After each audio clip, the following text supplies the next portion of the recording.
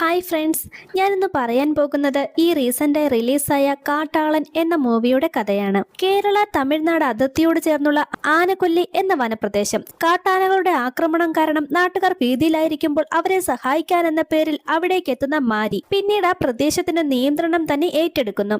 ആനകളെ വേട്ടയാടി കൊമ്പുകൾ കടത്തുന്നതിലൂടെ മാരി ഒരു വലിയ ഐവറി കാർട്ടൽ തന്നെ രൂപപ്പെടുത്തുന്നു. വർഷങ്ങൾക്ക് ശേഷം മാരിയുടെ ഈ സാമ്രാജ്യത്തിന് വലിയ വെല്ലുവിളികൾ വരുമ്പോൾ മാരിയെ സഹായിക്കാനായി ആന്റണി എന്നൊരാൾ എത്തുന്നു. ഈ ആന്റണി തന്നെയാണ് നമ്മുടെ ഈ കഥയിലെ ഹീറോ. മാരിയെ സഹായിക്കാൻ എന്ന രീതിയിൽ അവിടെ എത്തിയ അവന് മറ്റൊരു ലക്ഷ്യം കൂടി ഉണ്ടായിരുന്നു. ശരിക്കും മാരിയുടെ വിശ്വസ്തനായി അവിടെ എത്തിയ ആന്റണിയുടെ യഥാർത്ഥ ലക്ഷ്യം എന്തായിരുന്നു? അധികം വലിച്ചു നീട്ടാതെ കാട്ടാളൻ എന്ന ഈ മൂവിയുടെ മുഴുവൻ കഥയും നമുക്ക് കേൾക്കാം. മൂവിയുടെ സ്റ്റാർട്ടിങ്ങിൽ കാണിക്കുന്നത് 1995 കാലഘട്ടമാണ്. കേരളത്തിലെ ഒരു ചെറിയ ഗ്രാമമായിരുന്നു ആനക്കൊല്ലി.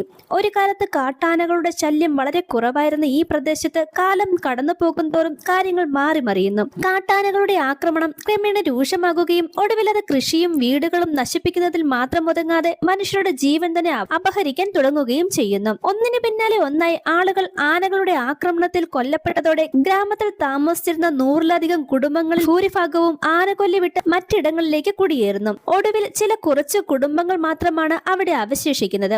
ആനകളുടെ ആക്രമണത്തിൽ നിന്നും രക്ഷപ്പെടാൻ കഴിയാതെ വന്നതോടെ ഗ്രാമവാസികൾ സഹായത്തിനായി മാരി എന്നൊരാളുടെ അടുത്തെത്തുന്നു. എന്നാൽ ആനക്കൊല്ലിയിലെത്തിയ മാരി അവിടുത്തെ സാഹചര്യം മറ്റൊരു രീതിയിലാണ് കാണുന്നത്. ഗ്രാമത്തിന് ചുറ്റും ധാരാളം ആനകളുണ്ടെന്നും അവയെ വേട്ടയാടി കൊമ്പുകൾ സ്വന്തമാക്കിയാൽ വലിയൊരു തുക സമ്പാദിക്കാമെന്നും മാരി മനസ്സിലാക്കുന്നു. അങ്ങനെ മാരി ആനക്കൊല്ലിയിലെത്തും. അവിടെ നാട്ടുകാരെ ഏറെ ഭയപ്പെടുത്തിയിരുന്ന ഒരു ആനയെ ആദ്യം തന്നെ മാരി പിടികൂടുന്നു. ആനയെ ബന്ധിച്ച ശേഷം തോക്കുപയോഗിച്ച് അതിനെ വെടിവെച്ചു കൊന്ന് കൊമ്പുകൾ മുറിച്ചെടുക്കുന്നു. പക്ഷെ ഇതോടെ മാരിയുടെ യഥാർത്ഥ മുഖം പുറത്തു വരികയാണ് ചെയ്യുന്നത്. തന്നെ ആനക്കൊല്ലിയിലേക്ക് കൊണ്ടുവന്ന ആളുകളെ പോലും മാരി വെറുതെ വിടുന്നില്ല. അവരെ പിടികൂടി കൊലപ്പെടുത്തിയ ശേഷം മൃതദേഹങ്ങൾ കത്തിച്ചു കളയും. അതോടെ ആ പ്രദേശം പൂർണ്ണമായും മാരിയുടെ നിയന്ത്രണത്തിലാകുന്നു. അവിടെ വെച്ച് മാരിയുടെ മനസ്സിൽ മറ്റൊരു വലിയ ആശയം രൂപപ്പെടും. ഒറ്റയ്ക്ക് ആനകളെ വേട്ടയാടുന്നതിന് പകരം ഒരു വലിയ സംഘത്തെ തന്നെ ആനക്കൊല്ലിയിൽ എത്തിച്ച് വ്യാപകമായി വേട്ട നടത്താൻ മാരി തീരുമാനിക്കും. തമിഴ്നാട്ടിലെയും കേരളത്തിലെയും വിവിധ പ്രദേശങ്ങളിൽ നിന്നും നിരവധി വേട്ടക്കാരെ മാരി അവിടേക്ക് കൊണ്ടുവരുന്നു. ഏകദേശം 45ഓളം വേട്ടക്കാരും അവരുടെ കുടുംബങ്ങളും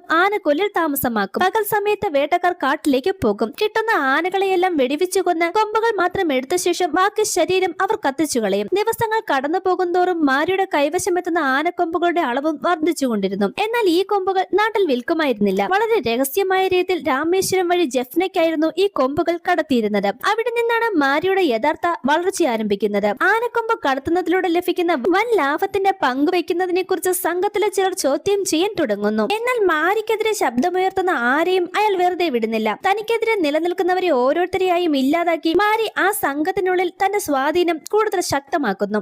അങ്ങനെ ഒരു സാധാരണ വേട്ടക്കാരനായ ആനക്കൊല്ലിയിലെത്തിയ മാരി പതിയെ ആനക്കൊമ്പ് കടത്ത് ശൃംഖലയുടെ നിർണായകമായ ശക്തിയായി മാറുന്നു. ഒടുവിൽ ആ സംഘത്തിന്റെ നിയന്ത്രണം തന്നെ മാരിയുടെ കൈകളിലെത്തും. അങ്ങനെ വർഷങ്ങൾ കടന്നു പോകും. മാരി ആനക്കൊല്ലിയിൽ കെട്ടിപ്പടുത്ത ആനക്കൊമ്പ് വ്യാപാരം ഇതിനോടകം വലിയൊരു കാർട്ടലായി മാറിയിരുന്നു. പക്ഷെ ഈ സാമ്രാജ്യത്തിന് മുന്നിൽ പുതിയൊരു ഭീഷണി വരികയാണ്. ഒരു ദിവസം ആനക്കൊമ്പ് നിറച്ച ലോറിയുമായി മാരിയുടെ കൂട്ടാളികളായ സ്റ്റാലിനും മലയും യാത്ര ചെയ്യുന്നതിനിടെ പോലീസ് വാഹനങ്ങൾ അവരെ പിന്തുടരാൻ തുടങ്ങും. പോലീസിൽ നിന്നും രക്ഷപ്പെടാൻ അവർ പരമാവധി ശ്രമിച്ചെങ്കിലും രക്ഷപ്പെടാൻ മറ്റൊരു മാർഗവുമില്ലെന്ന് മനസ്സിലായതോടെ ആനക്കൊമ്പ് നിറച്ച ലോറിയും ലോഡും അവിടെ ഉപേക്ഷിച്ച ശേഷം ഇരുവരും ഓടി രക്ഷപ്പെടുന്നു. പിന്നാലെ എത്തിയ പോലീസ് സംഘം ആ ലോഡ് പിടിച്ചെടുക്കും. പുതുതായി ചുമതലയേറ്റ SP നെൽസൺ നാടാറിന്റെ നേതൃത്വത്തിലായിരുന്നു ഈ ഓപ്പറേഷൻ നടന്നത്. തന്റെ കോടികൾ വിലമതിക്കുന്ന ആനക്കൊമ്പിന്റെ ലോഡ് പോലീസ് പിടിച്ചെടുത്തുവെന്ന വിവരം അറിഞ്ഞതോടെ മാരിയുടെ നിയന്ത്രണം നഷ്ടമാകും. കോപം തീർക്കാനായി അയാൾ സ്റ്റാലിനെ പിടികൂടി ചാട്ടവാറുകൊണ്ട് ക്രൂരമായി മർദ്ദിക്കുന്നു. അതുകൊണ്ട് മാരിയുടെ ദേഷ്യം അടങ്ങുന്നില്ല. അവിടെ കൂടി നിന്ന ആളുകളിൽ നിന്നും ഒരു പെൺകുട്ടിയെ അയാൾ ക്രൂരമായി റേപ്പ് ചെയ്യുകയും ചെയ്യുന്നു. മാരിയുടെ ഈ ക്രൂരതയ്ക്ക് മുന്നിൽ ഗ്രാമവാസികൾക്ക് ഒന്നും ചെയ്യാൻ കഴിയില്ല. അവരുടെ കൺമുന്നിൽ തന്നെ അനീതി നടന്നിട്ടും നിസ്സഹായരായി കരഞ്ഞുകൊണ്ട് നോക്കി നിൽക്കുകയല്ലാതെ മറ്റൊരു വഴിയും അവർക്കുണ്ടായിരുന്നില്ല. കാരണം മാരിക്കെതിരെ ഒരു വാക്കുപോലും സംസാരിച്ചാൽ അടുത്ത നിമിഷം സ്വന്തം ജീവൻ നഷ്ടപ്പെടുമെന്ന് അവർക്ക് നന്നായി അറിയാം. അടുത്ത ദിവസം കാർട്ടലിന്റെ ഒരു പ്രധാന യോഗം നടക്കും. അവിടെ മാരിയുടെ മുന്നിൽ സഖാംഗങ്ങൾ വലിയൊരു പ്രശ്നം അവതരിപ്പിക്കുന്നു. പുതിയ SP ചുമതലയേറ്റതോടെ അവരുടെ പല ആനക്കൊമ്പ് ലോഡുകളും പോലീസ് പിടിച്ചെടുക്കുകയാണ്. അതുകൊണ്ട് കൃത്യസമയത്ത് ലോഡുകൾ ലക്ഷ്യസ്ഥാനത്ത് എത്തിക്കാൻ പോലും അവർക്ക് കഴിയാത്ത സാഹചര്യമാണ്. ഇതിനിടയിലാണ് ശ്രീലങ്കയിൽ നിന്നുള്ള കാർട്ടലിന്റെ ഏറ്റവും പ്രധാനപ്പെട്ട കസ്റ്റമറായ കപ്രാൽ എന്നയാൾ മാരിയെ വിളിക്കുന്നത്. എന്ത് സംഭവിച്ചാലും അടുത്ത ഷിപ്മെന്റ് കൃത്യസമയത്ത് രാമേശ്വരത്ത് എത്തിച്ചിരിക്കണമെന്നാണ് കപ്രാലിന്റെ മുന്നറിയിപ്പ്. അല്ലാത്ത പക്ഷം ഇനി മറ്റൊരാളിൽ നിന്ന് സാധനം വാങ്ങേണ്ടി വരുമെന്നും അയാൾ വാണിംഗ് നൽകും. മുമ്പത്തെ ഷിപ്മെന്റ്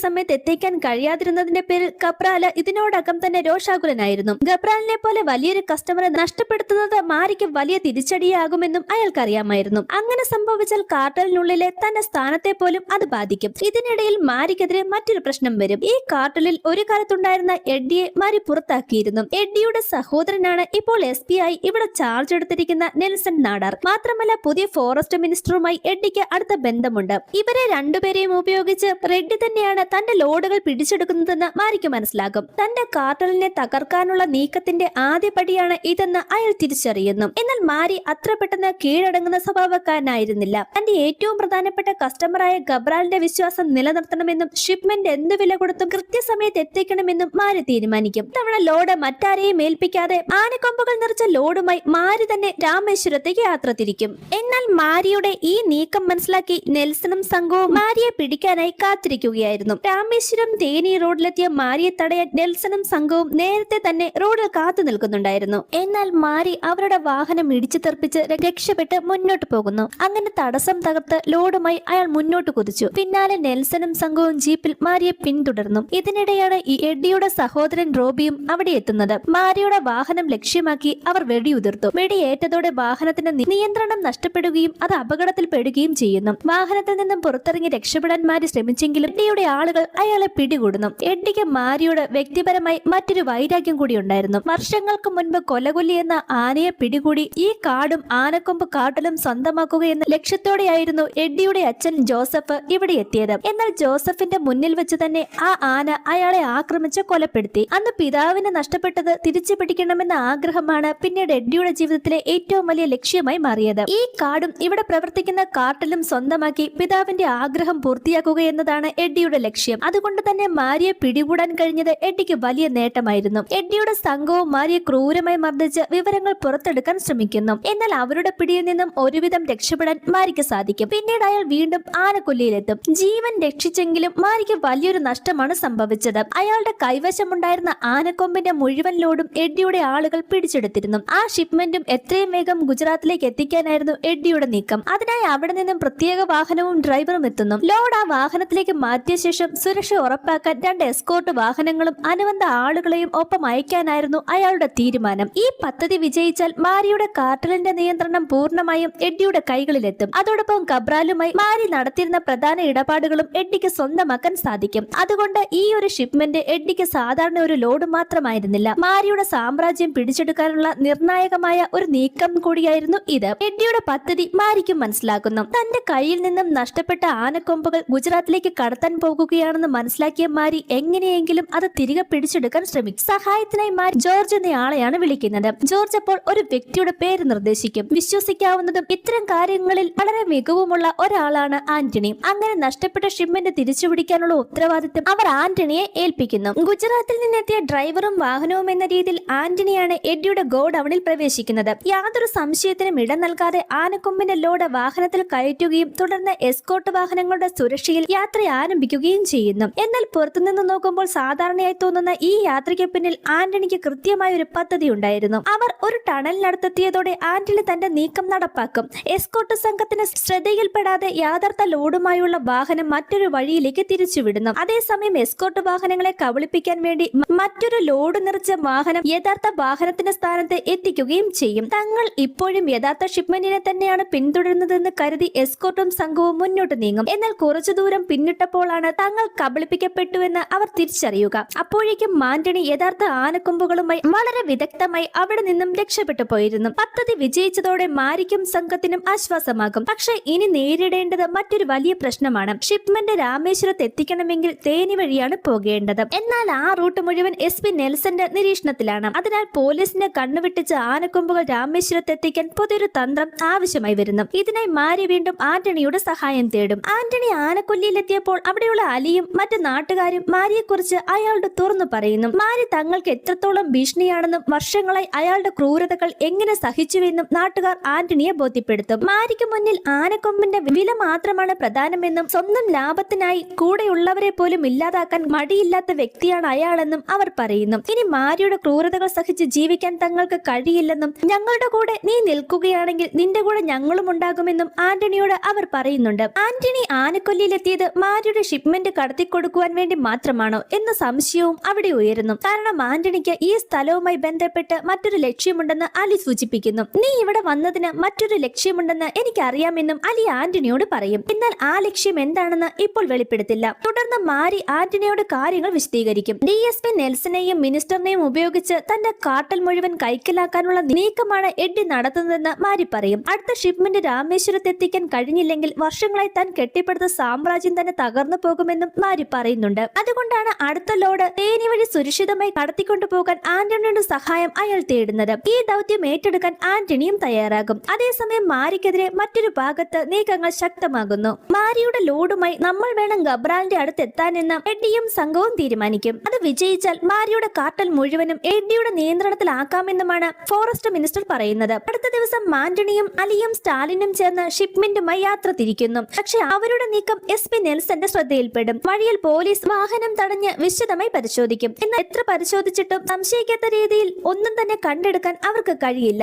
കാരണം പോലീസ് തടഞ്ഞത് യഥാർത്ഥ ലോഡ് കൊണ്ടുപോകുന്ന വാഹനമായിരുന്നില്ല. പോലീസിനെ തെറ്റിദ്ധരിപ്പിക്കാൻ ആന്റണി ഒരുക്കിയ ഒരു കെണി മാത്രമായിരുന്നു അത്. എങ്കിലും നെൽസൺ ആന്റണിക്ക് മുന്നറിയിപ്പ് നൽകും. തന്റെ നിരീക്ഷണം മറികടന്ന് ഒരു ലോഡും തേനി കടന്ന് രാമേശ്വരത്തെത്താൻ അനുവദിക്കില്ലെന്നും അയാൾ വ്യക്തമാക്കും. എന്നാൽ നെൽസന്റെ ആ വെല്ലുവിളിയിൽ നിന്നും ആന്റണി പിന്മാറുന്നില്ല. എന്ത് വില കൊടുത്തും ലോഡ് തേനി വഴി രാമേശ്വരത്ത് എത്തിക്കുമെന്ന് അയാൾ ഉറപ്പിച്ചു പറയുന്നു. ഇതിനിടെ ആന്റണിയുടെ ആളുകൾ മറ്റൊരു നീക്കം നടത്തും. എഡ്ഡിയുടെ വാഹനവും അതിലുള്ള ഷിപ്മെന്റും അവർ പൂർണ്ണമായും കത്തിച്ചു കളയുന്നു. ഇതോടെ എഡ്ഡിക്ക് നിശ്ചയിച്ച സമയത്തിനുള്ളിൽ ഷിപ്മെന്റ് രാമേശ്വരത്ത് എത്തിക്കാൻ കഴിയാത്ത അവസ്ഥയാകും. എന്നാൽ ആന്റണി മാരിക്ക് നൽകിയ വാക്കിൽ ഉറച്ചു നിൽക്കുകയാണ്. ഈ ലോഡ് 5 ദിവസത്തിനുള്ളിൽ ജഫ്നയിൽ എത്തിക്കുമെന്നാണ് ആന്റണി മാരിയോട് പറയുന്നത്. തങ്ങളുടെ ഷിപ്മെന്റും വാഹനവും കത്തിച്ച് നശിപ്പിച്ചതിലുള്ള കടുത്ത രോക്ഷത്തിൽ എബിയുടെ സഹോദരനായ റോബി ആന്റണിയെ ആക്രമിക്കാൻ ഒരുങ്ങും. എന്നാൽ അതിനു മുൻപ് തന്നെ എഡ്ഡി ഇടപെട്ട് റോബിയെ തടയാൻ ശ്രമിക്കുന്നു.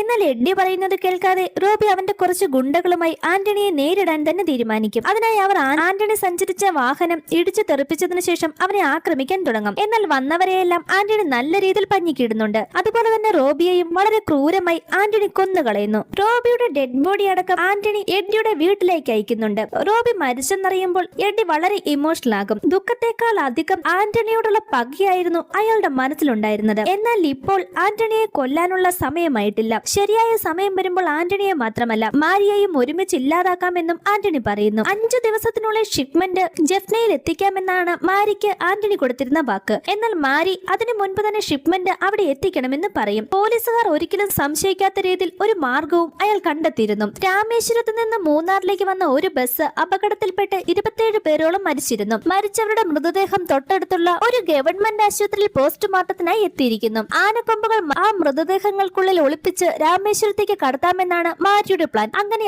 ആന്റണിയും സംഘവും ആംബുലൻസ് ഡ്രൈവർമാരുടെ വേഷത്തിൽ ഹോസ്പിറ്റലിൽ എത്തുന്നു. അവരെ സഹായിക്കാൻ അവിടുത്തെ MLAയും എത്തിയിരുന്നു. MLAയുടെ സഹായത്തോടെ ആനക്കൊമ്പുകൾ രഹസ്യമായി മോർച്ചറിയിൽ എത്തിക്കുന്നു. ശേഷം കൊമ്പുകൾ മൃതദേഹങ്ങളുടെ ഉള്ളിൽ ഒളിപ്പിക്കുന്നുണ്ട്. അങ്ങനെ ആ മൃതദേഹങ്ങൾ ആംബുലൻസിൽ കയറ്റിയ ശേഷം രാമേശ്വരത്തേക്ക് യാത്ര തിരിക്കുന്നു. അങ്ങനെ പോകുന്ന വഴി SP നെൽസണും പോലീസും വീണ്ടും അവരെ തടയുന്നുണ്ട്. ഈ തവണ കാര്യങ്ങൾ കുറച്ചുകൂടി സീരിയസ് ആയിരുന്നു. പോലീസ് ഓരോ ആംബുലൻസും വിശദമായി പരിശോധിക്കാൻ തുടങ്ങും. മാത്രമല്ല ഈ സംഭവം വലിയൊരു വാർത്തയായി മാറുകയും ചെയ്തു. TV ചാനൽ ലൈവായി തന്നെ ഇതൊക്കെ കാണിക്കാൻ തുടങ്ങും. ആംബുലൻസിനുള്ളിൽ വിശദമായി പരിശോധിച്ചിട്ടും പോലീസിന് ആനക്കൊമ്പ് കണ്ടെത്താൻ കഴിഞ്ഞില്ല. അപ്പോൾ നെൽസന് ഒരു സംശയം തോന്നുന്നു. ആനക്കൊമ്പുകൾ വാഹനത്തിലില്ലെങ്കിൽ അത് മൃതദേഹങ്ങൾക്കുള്ളിലായിരിക്കണം. ആ മൃതദേഹങ്ങൾ വീണ്ടും റീപോസ്റ്റ്മോർട്ടം ചെയ്യാൻ അയാൾ തീരുമാനിക്കും. അതിനായി തൊട്ടടുത്തുള്ള ഒരു ആശുപത്രിയിലേക്ക് കൊണ്ടുപോകാനും അയാൾ ഓർഡർ ഇടുന്നു. അതിനെ മരിച്ചവരുടെ ബന്ധുക്കൾ എതിർക്കുന്നുണ്ടെങ്കിലും അയാൾ അത് വകവെക്കില്ല. അതിനോടൊപ്പം ആന്റണി ഉൾപ്പെടെ എല്ലാ ആംബുലൻസ് ഡ്രൈവർമാരെയും പോലീസ് അറസ്റ്റ് ചെയ്ത് ആ ഹോസ്പിറ്റലിലേക്ക് എത്തിക്കുന്നു. TVയിൽ ഇതെല്ലാം കണ്ട മാരിക്ക് കാര്യം മനസ്സിലായി. തന്റെ പദ്ധതി പൊളിഞ്ഞിരിക്കുന്നു. ഇനി ആംബുലൻസ് ഓടിച്ചതിന്റെ പേരിൽ ആളുകളെ പോലീസ് ചോദ്യം ചെയ്താൽ അന്വേഷണം തന്റെ അടുത്തേക്ക് വരും. അതുകൊണ്ട് തന്നെ സ്പോട്ടിൽ അവരെ കൊന്നുകളയാൻ അയാൾ തന്റെ കൂട്ടാളികളെ അറിയിക്കുന്നു. അതിനുവേണ്ടി മദ്ര ഹോസ്പിറ്റലിലേക്ക് അയാൾ ആളുകളെ അയക്കുന്നു. അതേസമയം ആശുപത്രിയിൽ മൃതദേഹങ്ങൾ റീപോസ്റ്റ്മോർട്ടം ആരംഭിച്ചിരുന്നു. എല്ലാവരും ആനക്കൊമ്പ് കണ്ടെത്തുമെന്ന് പ്രതീക്ഷിച്ചിരിക്കുകയാണ്. എന്നാൽ അവർക്ക് ആ മൃതദേഹങ്ങളിൽ നിന്നും ആനക്കൊമ്പുകൾ കണ്ടെടുക്കാൻ കഴിഞ്ഞിരുന്നില്ല. അത് കേട്ട ശേഷം ആംബുലൻസ് ഡ്രൈവർമാരെ കൊല്ലേണ്ട ആവശ്യമില്ലെന്ന് തീരുമാനിച്ച് മാരിയുടെ ആളുകൾ അവിടെ നിന്നും തിരിച്ചു പോകും. ഇതോടെ ആന്റണി നെൽസനെ വെല്ലുവിളിക്കുന്നു. നാളെ ഇതേ സമയത്ത് ഇതേ റൂട്ടില് ഞാൻ വീണ്ടും ആനക്കൊമ്പ് കടത്തും. കഴിയുമെങ്കിൽ നീ തടയെന്നും അവൻ പറയുന്നു. ഈ റീപോസ്റ്റ്മോർട്ടം ചെയ്ത സംഭവം വലിയ പ്രശ്നമായി മാറി. മാധ്യമങ്ങളിൽ ഇത് വലിയ വാർത്തയാകുകയും മിനിസ്റ്റർക്കെതിരെ നടപടി ഉണ്ടാകുകയും ചെയ്യുന്നു. ഇതുകൂടാതെ നെൽസന് പണിഷ്മെന്റ് ട്രാൻസ്ഫറും ലഭിക്കും. അടുത്ത ദിവസം മൃതശരീരങ്ങൾ രാമേശ്വരത്തേക്ക് കൊണ്ടുപോകുന്നതിന്റെ മറവിൽ ഷിപ്മെന്റ് യാത്ര തിരിക്കുന്നുണ്ട്. ഈ പ്രാവശ്യം മൃതദേഹങ്ങൾക്കുള്ളിൽ ആനക്കൊമ്പ് ഒളിപ്പിക്കുകയല്ല, ചെയ്യുകയല്ല, പകരം മൃതദേഹങ്ങൾ സൂക്ഷിച്ചിരുന്ന ഫ്രീസറിന്റെ അടിയിൽ 5 ആനക്കൊമ്പുകൾ വീതം ഒളിപ്പിക്കുകയാണ് ചെയ്യുന്നത്. അങ്ങനെ നെൽസന്റെ കൺമുന്നിലൂടെ തന്നെ ആന്റണി ആനക്കൊമ്പുകളുമായി രാമേശ്വരത്തേക്ക് പോകുന്നു. അവിടെ സുരക്ഷിതമായി എത്തിച്ച് ഗബ്രായലിന്റെ ആളുകൾക്ക് അത് കൈമാറുന്നു. ഈ സമയത്താണ് ആന്റണിയുടെ ശ്രദ്ധയിൽ ഒരു കാര്യം പെടുന്നത്. നെൽസൺ ആന്റണിയുടെ എല്ലാ നീക്കങ്ങളെ കുറിച്ചും ആദ്യമേ അറിയാമായിരുന്നു. നമ്മുടെ നീക്കങ്ങൾ ആരോ പുറത്തറിയിക്കുന്നുണ്ട്. സംശയം തോന്നിയ ആന്റണി സ്റ്റാലിന്റെ ഫോൺ പരിശോധിക്കും. അതിൽ നിന്നും സ്റ്റാലിനാണ് ഒറ്റുകാരനെന്ന് ആന്റണിക്ക് മനസ്സിലാകും. അവനാണ് മാരിയുടെ ഓരോ നീക്കങ്ങളും യുടെ സംഘത്തെ അറിയിച്ചുകൊണ്ടിരുന്നത്. താൻ പിടിക്കപ്പെട്ടുവെന്ന് മനസ്സിലായതോടെ സ്റ്റാലിൻ അവിടെ നിന്നും രക്ഷപ്പെടാൻ ശ്രമിക്കും. പക്ഷെ ആന്റണി അവനെ പിടികൂടുന്നു. ആന്റണിയെ ആക്രമിക്കാൻ അവൻ ശ്രമിക്കുമ്പോൾ ആന്റണി കൈയോടെ അവനെ കൊലപ്പെടുത്തുകയും ചെയ്യും. ഇവനാണ് ഒറ്റുകാരൻ എന്ന രീതിയിൽ സ്റ്റാലിന്റെ മൃതദേഹം ആന്റണി മാരിയെ കാണിക്കുന്നുണ്ട്. അതുപോലെ തന്നെ ആ കാർട്ടലിനുള്ളിൽ അവനെ ചതിച്ചുകൊണ്ടിരുന്ന മറ്റൊരാളെയും അവിടെ വെച്ച് തന്നെ മാരി കൊന്നുകളയും. നഷ്ടപ്പെടാൻ തുടങ്ങിയ തന്റെ സാമ്രാജ്യം തിരിച്ച് കയ്യിലെത്തിയ സന്തോഷത്തിൽ മാരിയും കൂട്ടരും വലിയൊരു ഫംഗ്ഷൻ തന്നെ നടത്തും. അടുത്ത ദിവസം അലിയും സംഘവും സാധനങ്ങൾ വാങ്ങുന്നതിന് വേണ്ടി അടുത്തുള്ള ടൗണിലേക്ക് പോകുന്നു. അലിയുടെ മകൾക്ക് ജനനം മുതൽ നടക്കാൻ കഴിയില്ലായിരുന്നു. അതുകൊണ്ട് തന്നെ അവൾക്കായി ഒരു വീൽ ചെയറും അയാൾ വാങ്ങുന്നു. സാധനങ്ങളെല്ലാം വാങ്ങിച്ച് തിരിച്ച് റോഡിലൂടെ വരുമ്പോൾ പെട്ടെന്ന് ഒരു ലോറി അവർക്ക് നേരെ പാഞ്ഞു വരുന്നു. ആ ലോറി അവരുടെ കൂട്ടത്തിലേക്ക് ഇടിച്ചു കയറി കുറെ പേർ അപകടത്തിൽപ്പെടുന്നു. ഇതിനിടയിൽ വീൽ ചെയറിലുണ്ടായിരുന്ന അലിയുടെ മകളും ആ അപകടത്തിൽ പെടുന്നുണ്ട്. ഇത് വെറും ഒരു ആക്സിഡന്റ് അല്ലായിരുന്നു. എഡ്ഡിയുടെ ആളുകൾ മനഃപൂർവ്വമാണ് ഇങ്ങനെ ചെയ്തത്. റോബിയുടെ മരണത്തിന് പ്രതികാരം എന്ന നിലയിൽ അലിയെ കൊല്ലാനായിരുന്നു അവരുടെ പ്ലാൻ. പക്ഷെ അതിന് ഇരയായതാകട്ടെ പാവപ്പെട്ട കുറെ ആളുകളും അലിയുടെ മകളുമായിരുന്നു. പരിക്കേറ്റ അലിയുടെ മകളെയും ബാക്കിയുള്ളവരെയും പെട്ടെന്ന് തന്നെ ഹോസ്പിറ്റലിൽ എത്തിക്കും. അവരുടെ കണ്ടീഷൻ വളരെ ക്രിട്ടിക്കൽ ആയിരുന്നു. പലർക്കും അടിയന്തരമായി സർജറി വേണമായിരുന്നു. ചികിത്സയ്ക്കായി വലിയൊരു തുക തന്നെ വേണം. ആന്റണിയും ഉടനെ തന്നെ ഹോസ്പിറ്റലിൽ എത്തുന്നു. ഏകദേശം 20 ലക്ഷം രൂപയോളം അവർ ചികിത്സയ്ക്കായി വേണമെന്ന് ആന്റണിയും മനസ്സിലാക്കുന്നു. ആദ്യം ആവശ്യമായ കുറച്ച് പണം ആന്റണി തന്നെ ഹോസ്പിറ്റലിൽ അടയ്ക്കുന്നുണ്ട്. ബാക്കി പണം എങ്ങനെയെങ്കിലും അറേഞ്ച് ചെയ്യാമെന്നും അയാൾ അലിക്ക് വാക്കു നൽകുന്നു. പണം എവിടെ നിന്ന് കണ്ടെത്തുമെന്ന് അലി ചോദിക്കുമ്പോൾ പണമുള്ളവരുടെ കയ്യിൽ നിന്ന് തന്നെ ക്യാഷ് മേടിക്കാമെന്നാണ് ആന്റണി പറയുന്നത്. അലിയെയും കൂട്ടി ആന്റണി നേരെ പോകുന്നത് മാരിയുടെ അടുത്തേക്കാണ്. ഈ കാര്യങ്ങളെല്ലാം പറഞ്ഞതിനു ശേഷം ചികിത്സയ്ക്കായി ഒരു 20 ലക്ഷം രൂപയും അവർ ആവശ്യപ്പെടുന്നു. പക്ഷെ ആ തുക കൊടുക്കാൻ മാരി തയ്യാറായിരുന്നില്ല. എന്നാൽ വെറും 50,000 രൂപ കൊടുത്തിട്ട് ഇത്രയും പണം കൊണ്ട് ചെയ്യാൻ കഴിയുന്ന ചികിത്സ ചെയ്താൽ മതിയെന്നാണ് മാരി പറയുന്നത്. മാരിയുടെ ഈ മനുഷ്യത്വമില്ലാത്ത സമീപനം കണ്ട അലി ആ പണം സ്വീകരിക്കില്ല. അയാൾ ആ പണം മാരിയുടെ മുന്നിലേക്ക് തന്നെ വലിച്ചെറിയുന്നു. അത് കണ്ട് ദേഷ്യം വന്ന മാരിയുടെ കൂടെ ഉണ്ടായിരുന്ന ഒരാൾ അലിയെ തല്ലാൻ തുടങ്ങും. ഈ സമയം ആന്റണി അയാളെ അടിച്ചു നിലത്തിടുന്നുണ്ട്. ഇത് കണ്ട് ദേഷ്യം വന്ന മാരി ആന്റണിയോട് ഇവിടം വിട്ടു പോകാൻ പറയുന്നു. ഇനി എനിക്ക് നിന്റെ ആവശ്യമില്ലെന്നും നെൽസന് പകരം എന്റെ ആളാണ് പുതിയ SP ആയി ചുമതലയേറ്റതെന്നും അയാൾ പറയുന്നു. അതുകൊണ്ട് എത്രയും പെട്ടെന്ന് ഈ ആനക്കൊല്ലി വിട്ട് നീ തിരിച്ചു പോകണമെന്നാണ് മാരി ആന്റണിയോട് പറയുന്നത്. അങ്ങനെ മാരിയുടെ കയ്യിൽ നിന്നും പൈസ ലഭിക്കില്ലെന്ന് മനസ്സിലാക്കി അലിയും ആന്റണിയും അവിടെ നിന്ന് തിരിച്ചു പോകുന്നു. അലിയുടെ മകളുടെയും മറ്റുള്ളവരുടെയും ചികിത്സയ്ക്ക് പണം എങ്ങനെയെങ്കിലും കണ്ടെത്തണം. അപ്പോഴാണ് ആന്റണി മറ്റൊരു വഴി പറയുന്നത്. ഒരു ആനയെ പിടിച്ചു കൊന്ന് അതിന്റെ കൊമ്പ് വിറ്റാൽ ഈ പ്രശ്നങ്ങളെല്ലാം തീർക്കാം. അങ്ങനെ അവർ ഒരു ആനയെ വേട്ടയാടാൻ കാട്ടിലേക്ക് പോകുന്നു. അങ്ങനെ ഒരു വിധേന ഒരു ആനയെ കൊന്ന് അതിന്റെ കൊമ്പുകൾ അവർ കൈക്കലാക്കുന്നു. ആ കൊമ്പ് അവിടെ വിൽക്കാനായിരുന്നില്ല ആന്റണിയുടെ പദ്ധതി. ശ്രീലങ്കയിൽ തനിക്ക് പരിചയമുള്ള ഒരാളുണ്ട്.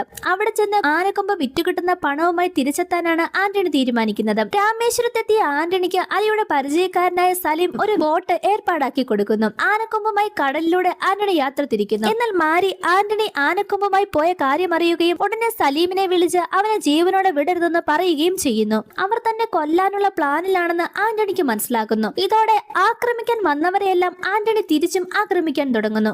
ആന്റണിയെ ആക്രമിക്കാൻ വന്ന എല്ലാവരെയും ആ ബോട്ടിനുള്ളിൽ വെച്ച് തന്നെ ആന്റണി കൊന്നു കളയുന്നു. എന്നാൽ ഉടനെ തന്നെ മറ്റൊരു ബോട്ടിൽ നിന്നും ആന്റണി ഉണ്ടായിരുന്ന ബോട്ടിലേക്ക് ബോംബുകൾ എറിയുന്നത് ആന്റണി കാണും. കാര്യങ്ങൾ കൈവിട്ടു പോകുമെന്ന് മനസ്സിലാക്കിയ ആന്റണി ഒരു നിമിഷം പോലും പാഴാക്കാതെ ആനക്കൊമ്പുമായി കടലിലേക്ക് ചാടുന്നു. ജീവൻ രക്ഷിക്കണമെന്ന ലക്ഷ്യത്തോടെ കരയിലേക്ക് നീന്തി കയറി അയാൾ ഒടുവിൽ തീരത്തെത്തും. പക്ഷെ ഏറെ നേരം നീന്തിയതിനാൽ ശരീരം പൂർണ്ണമായും തളർന്നിരുന്നു. കരയിൽ കാൽ വെച്ചതിനു പിന്നാലെ തന്നെ മറ്റൊരു അപകടം അയാളെ കാത്തു നിന്നിരുന്നു. കുറച്ച് ആളുകൾ ആന്റണിയെ വളയുന്നു. തോക്കുകൾ ചൂണ്ടി ആന്റണിയെ അവിടെ നിന്നും കൊണ്ടുപോകാൻ ശ്രമിക്കും. അപ്പോഴാണ് ആന്റണിയുടെ ഫ്രണ്ടായ ലൂസി അവിടേക്ക് എത്തുന്നത്. കയ്യിൽ തോക്കുമായി എത്തിയ ലൂസി നേരെ ആന്റണിയെ കൊണ്ടുപോകുന്നവർക്കെതിരെ വെടിയുതിർക്കുന്നു. അവിടെ ഉണ്ടായിരുന്നവരെ മുഴുവൻ വീഴ്ത്തിയ ശേഷം ആന്റണിയെ അവരുടെ കയ്യിൽ നിന്ന് മോചിപ്പിക്കുകയും ചെയ്യും. രക്ഷപ്പെട്ട ശേഷം ആന്റണിയുടെ ശ്രദ്ധ സ്വാഭാവികമായും ആനക്കൊമ്പിലേക്കാണ് പോകുന്നത്. അത് എവിടെ വിൽക്കാനാകുമെന്ന് അയാൾ ലൂസിയോട് ചോദിക്കും. അപ്പോഴാണ് മെൻഡിസ് എന്നൊരു ഗാങ്സ്റ്ററെ കുറിച്ച് ലൂസി പറയുന്നത്. ആനക്കൊമ്പ് അയാൾക്ക് ഇഷ്ടപ്പെട്ടാൽ വലിയൊരു ഡീൽ നടത്താൻ കഴിയുമെന്നും ലൂസി ഉറപ്പ് പറയുന്നു. അങ്ങനെ അവർ രണ്ടുപേരും മെൻഡിസിനെ തേടി യാത്ര തിരിക്കും. പക്ഷെ ആ യാത്ര